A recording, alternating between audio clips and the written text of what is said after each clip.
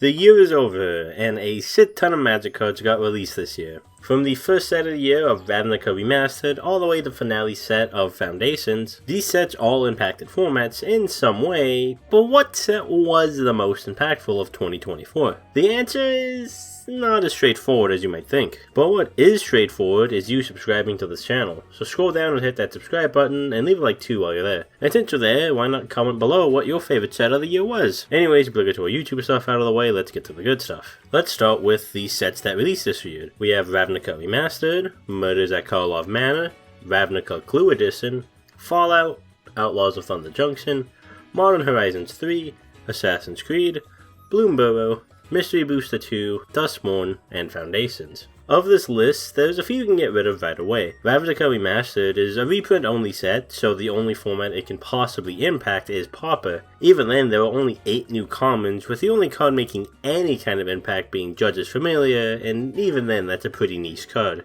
We can also get rid of Mystery Booster 2, since that's another all reprint set, and the new cards in it aren't exactly legal, so you won't be balling anywhere anytime soon. Ravnica Clue Edition only had 46 new cards, none of which are particularly impactful anywhere but Commander. Speaking of Commander, Fallout was a set of 4 Commander decks, which outside of actual Commander didn't do a whole lot. Pre-war formal wear sees play in Legacy and Death and Taxes decks, and Lumbering Megasloth saw some experimentation in Dark Depth decks, but this is far from enough to call Fallout the most impactful set ever. Similarly, Assassin's Creed was just as uneventful. Outside of Bazine that saw a little bit of niche play, for a direct to modern set, this set really didn't do a whole lot for Modern itself, and easily takes itself out of contention for being the most impactful. What are the truly impactless sets? So let's turn to sets that had something going on in metagames, which you would have guessed it are the ones that are full sets. That being said, Foundations is not a particularly powerful set. Boltwave is a solid card for burn decks in multiple formats, and Kiora the Rising Tide is seeing experimentation in multiple graveyard-based strategies. Foundations put a ton of new cards in the standard, such as Day of Judgment for a 4-mana board wipe which are always available in the format, and Burst Lightning got ported into Pioneer for a new aggro and burn stapler, as well as in standard. This is about where the notable cards of Foundation kind of ends. Once rotation hits for standard, some of the Foundations cards may make a little bit more of an impact in standard, but because it's targeted specifically for a standard power level, it's not really going to trickle down into multiple formats. After Foundations, there's a pretty wide gap as far as impactfulness goes, and the next one is Outlaws of Thunder Junction. This includes the Big Scorer. Granted, there aren't a ton of major cards from the Big Scorer out of Simulacrum Synthesizer and Collector's Cage. High Noon sees play in sideboards in both Pioneer and Modern control list. 3 Steps Ahead is a new counterspell staple in Standard and Pioneer, along with Cossack Bronco being a staple in the same formats. Flickshot Sow-Off became an instant staple in Aggro in Standard, Pioneer, and even Modern, the last of which was one of the few decks that even had a minor chance at beating Nadu, and oh boy, we'll get to that. Even Pauper gets some love with the Desert Lands and Reckless Lackey both becoming big parts of the metagame. It also completed the cycle of Fast Lands for Standard that started in All Will Be One. It was a fairly notable shakeup for Standard and Pioneer, but it didn't really do a whole lot for any extended formats. It's pretty easy to write off Murders at Karlov Manor as the Surveil Land set, but honestly the set did a lot despite what you might think. While not the most exciting card, Novice Inspector was a big player in both Standard and Pioneer for Convoke decks, as well as in the Pauper formats that want tokens being made, like certain Affinity builds as well as Synthesizer and Blade decks. Similarly unexciting, the Deuce is a great control card for Standard and Pioneer, along with No More Lies, which is a strictly better mana leak. Puff's Idea Memory, I probably didn't say that right, was a big player in Pioneer Phoenix decks, and let's not forget Vein Ripper, which was responsible for probably one of the least fun Pioneer formats of all time, were the 2 top decks for Vampires and Amalia. Vein Ripper was the nail in the coffin to get Sorin banned, and it's hard to get more impactful than being responsible for a card getting banned. Demand Answers sees some Pauper play, and Aftermath Analysis was a keystone in the Team of Lands decks, one of the best decks in Standard before it rotated out. And Analyst still sees some niche play in land combo decks in both Standard and Pioneer. Pick Your Poison became a pretty notable sideboard staple across multiple formats such as Standard, Pauper, and even Modern. It also introduced Lightning Helix into both Pioneer and Standard, giving Boris-based burn and control decks some new toys. Murders at Karlov Manor isn't a particularly light set,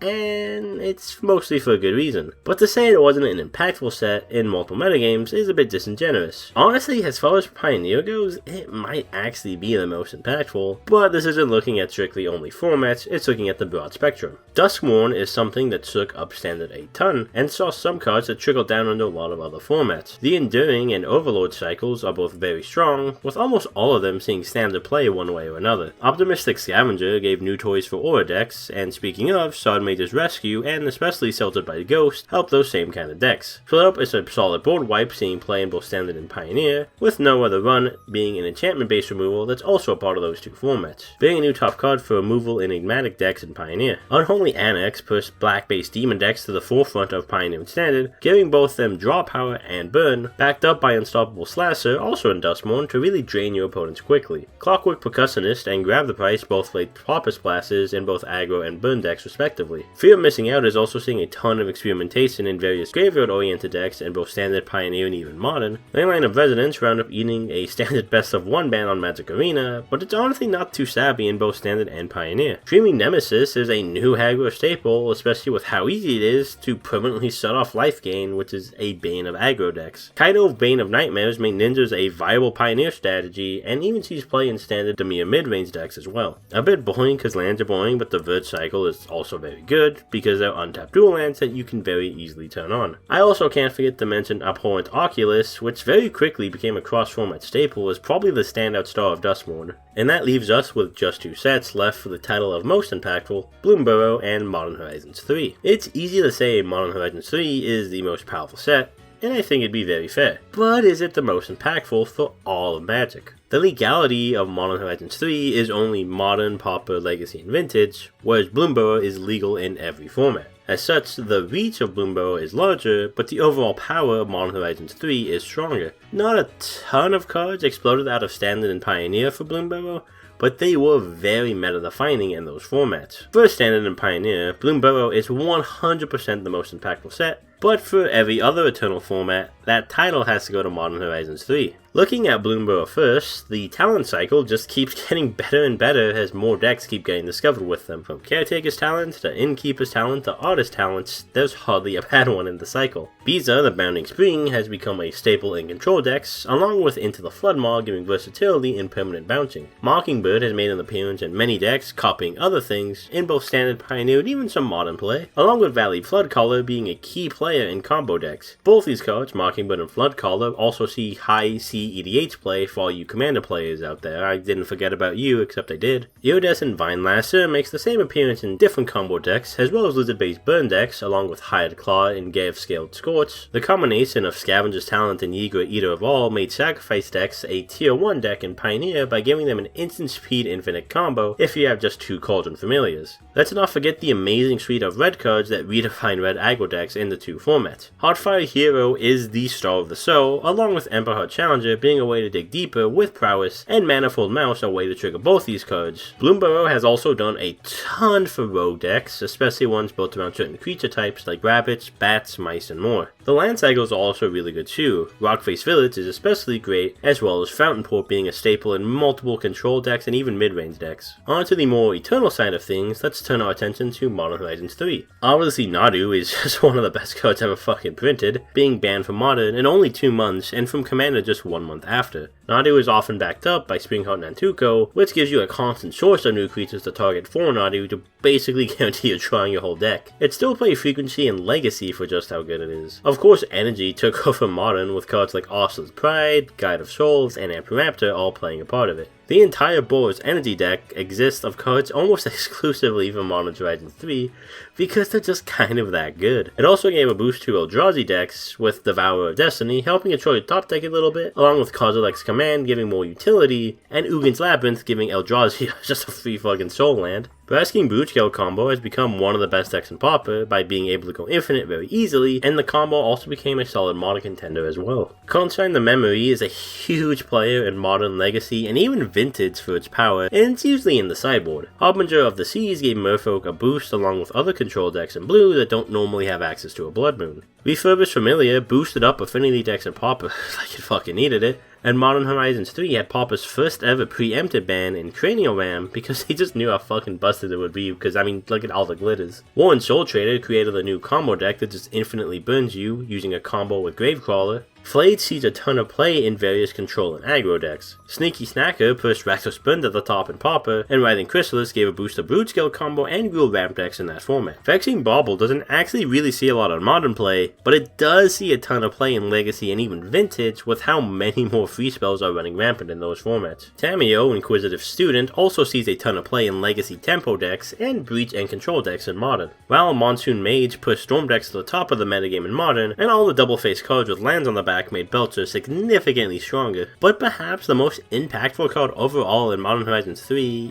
isn't really Nadu, but Psychic Frog. Nadu touched Modern and Legacy, but it never made it to Vintage. Something that Psychic Frog did. It sees play in Modern, Murktide, and Reanimator decks, as well as Reanimator Legacy decks. And it also sees usage in Legacy for Tempo and Doomsday decks. For Vintage, Psychic Frog is used in Lurrus and Control decks. It just does so much for such little investment, it's an insanely good card. While Bloomburrow and Modern Horizons 3 are very impactful sets in the formats they're legal in, I would have to give the title of most impactful overall to Modern Horizons 3. Remember everyone said, Commander Horizons, am I right, for the 5th time? And then Modern Horizons broke Modern like it does every fucking release? I do. Modern Horizons 3 touched every single format except for the 2 you can't actually play the cards in. And I guess Alchemy, if you really care about that, but do you? Do you care about Alchemy? Modern Horizons 3 also did break Historic just as much as it broke Modern, and even had to have multiple cards nerfed out of the energy deck. With the sheer number of formats Modern Horizons 3 affected, I would have to give the title to the most impactful set of 2024 to Modern Horizons 3. Just like I hope this video left an impact on you, to the point of you wanting to subscribe to this channel. If you enjoyed the video, please subscribe and leave it a like, and let me know if you agree with my choices and reasonings. I've been JPEG, thank you for watching.